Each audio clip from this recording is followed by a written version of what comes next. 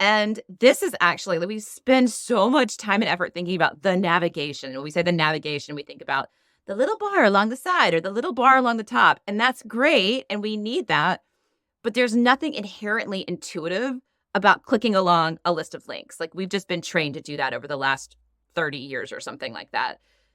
The most intuitive way to navigate is through relationships that actually already exist in the real world, that we're already used to, that exist in our mental model. And so a massive part of the OUX process is first identifying the things, which is sometimes actually in abstract scenarios like domains like insurance or finance or something like that. When you have really abstract objects, that can actually be really difficult. So making sure you have good, solid names and definitions for all your objects, and then figuring out how they connect to everything else so that we can further define them within a context. Because as Richard Saul Warman tells us, the grandfather of information architecture, you can really only define a thing and how it's connected to other things in a given domain. That's how you really understand a thing, is how it relates to the other things in the domain. So we build out all those relationships, and something that looks like an entity relationship diagram. What we do is we actually build a nested object matrix, which is just a different way of visualizing and really systematically going through all those relationships in the nested object matrix, or the NOM, as we might call it,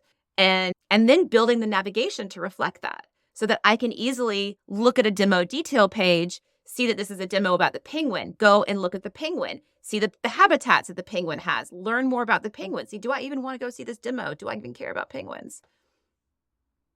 Yeah, I think one of my favorite examples from the course is when you identified a broken relationship in Airbnb. And Airbnb is like, oh, this is like the design company. Like they should have everything down.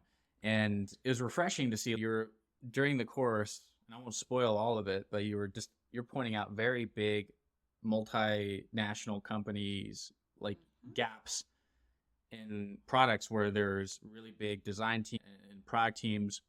So I think to set up this question, you got to tell the Airbnb example. You can't tease it like yeah, I'm gonna have you go oh, over it a okay. little All right. bit, I'll but talk it through.